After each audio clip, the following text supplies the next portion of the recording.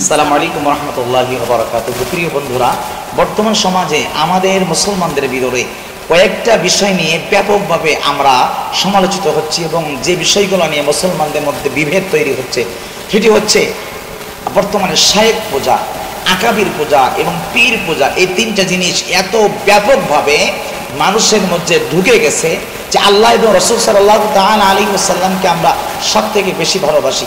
আল্লাহ পাক কুরআনুল কারীমে নিজেই যেখানে বলেছেন, কুল ইন্না সালাতি ওয়া নুসুকি ওয়া মাহইয়ায়া ওয়া মামাতি লিল্লাহি রাব্বিল আলামিন, যে হে হাবিব আপনি মানুষদেরকে বলে দেন যে আপনার নামাজ, আপনার কুরবানি, আপনার জীবন, আপনার মৃত্যু লিল্লাহি রাব্বিল আলামিন, সবকিছু আল্লাহর জন্য। তো সব কিছু যদি আল্লাহর জন্য হয়, আজকের আমরা পীরকে মানি আল্লাহকে পাওয়ার জন্য, পীরকে মানি আল্লাহ এবং রাসূলকে পাওয়ার জন্য, কিন্তু সেই পীরকে মানতে যাইয়া আমরা আল্লাহকে বাদ দিচ্ছি, আল্লাহর রাস্তাকে বাদ দিয়ে আমরা পীরের রাস্তা, পীরের পথ আমরা অবলম্বন করতেছি। কিন্তু পীর যদি আল্লাহর রাস্তায় থাকে, পীর যদি সঠিক পথে থাকে, কোরআন এবং হাদিসের ভিতরে যদি সে আমল করে, অবশ্যই আপনি সেই পীরকে মানবেন, সেই পীরের কাছে আপনি যাবেন। কিন্তু যিনি আপনাকে কোরআন এবং সুন্নাহর বাইরে আমল করতে বলবেন, রাসূল পাকের হাদিসের বাইরে আমল করতে বলবেন, আমি সেই পীরকে, যত বড় পীর হোক না কেন, তাকে আপনাকে আমাকে তাৎক্ষণিক পরিত্যাগ করতে হবে। এটি হচ্ছে একদম ইমানদারের কর্তব্য। 2 নম্বরে আকাবির পূজা। অবশ্যই আমরা কোরআনুল কারীমে আল্লাহ বলেছেন, ইয়া আইয়ুহাল্লাযীনা আমানু আতিউল্লাহ ওয়া আতিউর রাসূল ওয়া উলিল আমরি মিনকুম, যে তোমরা আল্লাহর আনুগত্য করো, রাসূলের আনুগত্য করো এবং উলিল আমরি মিনকুম, তোমাদের মধ্যে যারা উলিল আমর আছে তাদের আনুগত্য করো। তো আকাবির যারা, আমাদের মুরব্বি যারা, তাদেরকে অবশ্যই আমরা মহব্বত করি, ভালোবাসি। ওই দিন পর্যন্ত, ওই সময় পর্যন্ত, যেই সময় পর্যন্ত আমার আকাবির, আমার মুরব্বি কোরআন এবং হাদিসের গণ্ডি সীমানার মধ্যে থাকবেন। কিন্তু যখন কোরআন এবং হাদিসের গণ্ডি সীমানার বাইরে চলে যাবেন, তখন তো আমি তার উপদেশ নিতে পারবো না, কারণ আমার কাছে তো আল্লাহ বড়, আমার কাছে তো রাসূল বড়, আমার কাছে তো রাসূলের পাকের সুন্নাহ বড়। তাহলে আমি যদি আমার আকাবিরকে মানতে যে, আকাবির কথাকে যদি আমি মানতে যে, লা তাআতা লিমাখলুকিন ফি মাসিয়াতিল খালিক, সৃষ্টির আনুগত্য করতে যাইয়া স্রষ্টাকে আপনি ডিনাই করতেছেন, স্রষ্টার সঙ্গে ডিনাই করা যাবে না।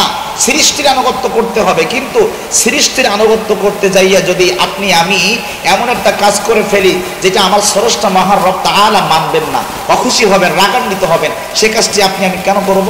আজকের এই ধরনের হক কথাগুলো বললে যে আমরা শায়েখ পূজা করি, অনেক বড় বড় শায়েখের কথা আমরা মানি।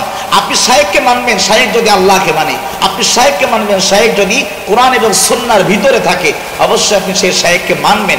কিন্তু আজকের এই শায়েখদের বিরুদ্ধে কথা বলার কারণে আকাবির যারা কোরআন এবং সুন্নাহ বিরোধী কথা বলে গেছে, মানুষের কাছে প্রচার করে গেছে, এবং ভণ্ড পীর যারা সমাজে অ্যাভেলেবল প্রচার হয়ে গেছে, এদের বিরুদ্ধে কথা বললে অনেক ভাইরা আমাদেরকে বিভিন্নভাবে গালিগালাজ করেন। আরে ভাই, আমি তো পীরের বিরুদ্ধে নয়, আমি তো আকাবিরের বিরুদ্ধে নয়, আমি তো কোনো শায়েখের বিরুদ্ধে নয়, আমি তার বিরুদ্ধে যারা কোরআন এবং সুন্নাহর সঠিক মাপকাঠি বাদ দিয়া নিজেদের মন গড়া কথাগুলো মানুষের কাছে প্রচার করতে চায়, নিজেদের মন গড়া কথাগুলো মানুষের উপরে চাপাইয়া দিতে চায়, নিজেদের তৈরি করা কিছু নিয়ম কানুন মানুষের উপরে চাপাই দিয়া তারা বড় বড় হুজুর সাজতে চায়, বড় বড় আকাবির সাজতে চায়। আমরা ওদের কথা মানবো না, কারণ ওদের কথা মানতে যে আল্লাহ এবং রাসূল সাল্লাল্লাহু আলাইহি ওয়াসাল্লাম যদি আপনার উপরে, আমার উপরে রাগান্বিত হন, অখুশি হয়ে যান, তাহলে আপনার আমার জীবনটা কি হয়ে যাবে? বরবাদ হয়ে যাবে। এই জন্য যারা অন্ধভক্ত, আপনি না জেনে না বুঝে আপনার পীর যা বলে আপনি তাই মানেন। কোরআন কি বললো দেখার সময় নেই, হাদিস কি বললো দেখার সময় নেই, রাসূলের পাকের সুন্নাহ কি বললো দেখার সময় নেই। আমার পীর কি বলছে, আমার আকাবির কি বলছে, আমার শায়েখ কি বলছে, সেই শায়েখকে আপনি প্রাধান্য দিচ্ছেন। কিন্তু শায়েখকে প্রাধান্য দেওয়ার আগে, পীরকে প্রাধান্য দেওয়ার আগে আপনি আল্লাহ এবং রাসূলকে প্রাধান্য দেন বেশি। যদি আল্লাহ এবং রাসূলকে বেশি প্রাধান্য দেন, তাহলে আপনার মাইন্ড সেটআপ ঠিক থাকবে। আপনি পীরের কাছে যাবেন আল্লাহকে পাওয়ার জন্য, আপনি আকাবিরকে মানবেন আল্লাহর রাস্তা খুঁজে পাওয়ার জন্য, আপনি শায়েখের কথা মানবেন আল্লাহ এবং রাসূলের সঠিক রাস্তা এবং পথ অবলম্বন করে খুঁজে পাওয়ার জন্য। কিন্তু সেই পীর, সেই আকাবির যদি আপনাকে আল্লাহর পথে না দিয়ে তার নিজের দেখানো পথে যদি আপনাকে দেখায়, আপনাকে সরানোর চেষ্টা করে, অবশ্যই আপনি তাকে পরিত্যাগ করবেন। এটি আমরা বোঝাতে চাই। কিন্তু কিছু ভাইয়েরা এত পরিমাণে অন্ধভক্ত হয়ে গেছে, তারা আমাদের কথাগুলো বুঝতেই চায় না। তারা মনে করে যে আমরা তার শায়েখের বিরুদ্ধে বলছি। আরে ভাই, আপনার শায়েখ যদি কোরআন এবং সুন্নাহর ভিতরে থাকে, আপনার গাজালা করবে কেন? আপনার পীর যদি কোরআন এবং সুন্নাহর ভিতরে থাকে, সঠিকের উপরে আমল করে, তাহলে আপনার গাজালা করবে কেন? যদি আপনার গাজালা করে তাহলে বুঝতে হবে যে আপনার শায়েখ তার ভিতরে ভণ্ডামি আছে, আপনার পীর তার ভিতরে ভণ্ডামি আছে, আপনার আকাবির তার ভিতরে ভণ্ডামি আছে। এই জন্য ওই ভণ্ডামির বিরুদ্ধে কথা বললে আপনার শরীর জ্বলে, আপনারা গাজালা করে। এটি থেকে আমাদেরকে বেরিয়ে আসা উচিত। আল্লাহ সুবহানাহু ওয়া তাআলা যেন আমাদেরকে এই সমস্ত জাহিলিয়াত মূর্খতা থেকে বেরিয়ে আসার তৌফিক দান করে।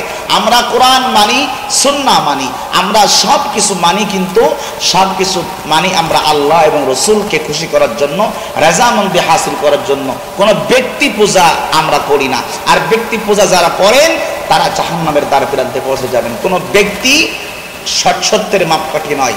আল্লাহ এবং রসুল, সাহাবী রাদিয়াল্লাহু তাআলা আলাইহিম আজমাইন সত্যের মাপকাঠি।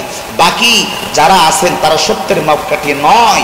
তাদেরকে আমরা মানব ওই দিন পর্যন্ত, যতদিন পর্যন্ত তারা কোরআন এবং সুন্নাহর উপরে আমল করবেন। আল্লাহ সুবহানাহু ওয়া তাআলা যেন আমাদেরকে সহিহ এবং সঠিক রাস্তা দান করেন, আমাদেরকে সহিহ বুঝ দান করেন। আমিন। আসসালামু আলাইকুম ওয়া রাহমাতুল্লাহি ওয়া বারাকাতুহু।